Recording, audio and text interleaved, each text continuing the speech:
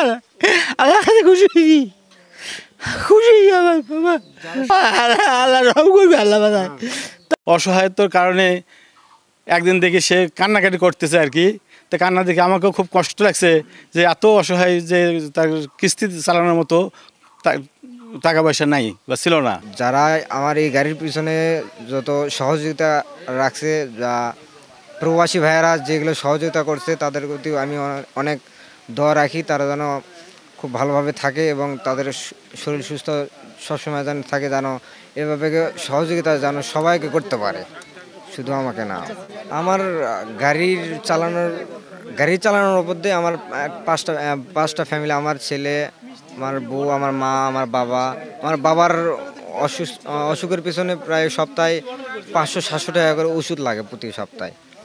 সেই টাকাগুলো আমি এই গাড়ির টাকা উপার্জন করার থেকে আমি আমার বাবা মার খরচপাতি, যেগুলো খরচপাতির দরকার, আমি সব কিছু এই উপার্জনের সম্বল আমার শুধুমাত্র একটা অটো গাড়ি। তো সেই গাড়িটা যখন চুরি হয়ে গেছিলো, তখন আমার মানে এই যে সম্পূর্ণ খরচাপাতি, বাপ মায়ের ওষুধপাতি যেগুলো দরকার, এগুলো চালানো খুব কঠিন অবস্থা হয়ে গেছে। যা অনেকে বিভিন্ন সহযোগিতা করছে, এর মাধ্যমেই চালাতে পারছি। তাদের প্রতি কৃতজ্ঞতা জানার মতো তো ভাষা নেই। তারপরেও তো আল্লাহ তারা যে দান করছে, সহযোগিতা করছে, এর জন্য সবাইকে আমি মানে আমার নিজের থেকে জানাই যে সবাই যেন আমি তাদের জন্য দোয়া করি, তারা যেন সবসময়ের জন্য ভালো থাকে। আসলে আমি ওই শাকিলের গাড়িটা চুরি হয়েছে, রাতের বেলা শীত কেটে গাড়িটা চুরি হয়েছে। আমি শোনার পর সকালবেলা আমি গেছি, যাওয়ার পর দেখলাম যে পরিবারটা অসহায় একটা পরিবার, হাউমাউ করে তারা কান্না করছে। ওদের কান্না দেখে আমি আবেগে আপ্লুত হয়ে গেছিলাম।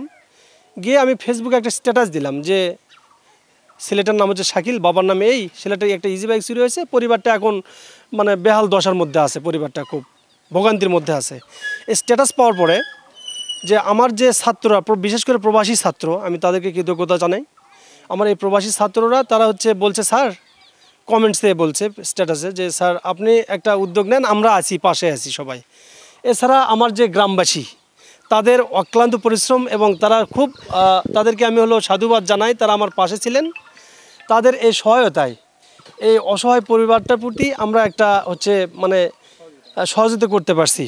এরকম অসহায় পরিবারের পাশে সবার পাশে দাঁড়ান এবং যে কোনোভাবে অর্থনৈতিক দিক থেকে হোক, কথার দ্বারাই হোক, যে কোনোভাবে সার্বিক সহযোগিতা করুন এবং এই পরিবারগুলোকে এগিয়ে নেন। আলহামদুলিল্লাহ, আজকের এই শুভক্ষণে শাকিলের পরিবারের পাশে আমরা সম্মিলিত প্রয়াসে যে দাঁড়ানোর সফলভাবে বাস্তবায়ন হচ্ছে, সেজন্য আমরা আলহামদুলিল্লাহ খুব খুশি। আমরা প্রথমে এই সংশ্লিষ্ট গ্রামের একজন সম্মানিত শিক্ষক সুজল রহমানের মাধ্যমে জানতে পারি যে আমাদেরই সাবেক ছাত্র শাকিল একমাত্র উপার্জনক্ষম ব্যক্তি, যার অটো ভ্যানটি, তার পরিবারে রয়েছে 5টি সদস্য, যারা এই শাকিলের উপার্জনের মাধ্যমে চলতো। এক দুষ্কৃতিকারী চোর তার গাড়িটি যখন চুরি করে নিয়ে যায়, সুজল যে শিক্ষক আছে, স্থানীয় শিক্ষক, তার ভিডিওর মাধ্যমে আমরা জানতে পারি। তখন আমরা যারা সমাজের কিছু আছি যে এ ধরনের ভালো কাজে সবসময় নিজেদেরকে সামিল করি, সেই সুবাদেই আমরা সম্মিলিতভাবে এখানে তার পরিবারে আসি এবং খোঁজখবর নিয়ে আমরা মিডিয়াতে ছোট্ট পরিসরে প্রচারের চেষ্টা করি।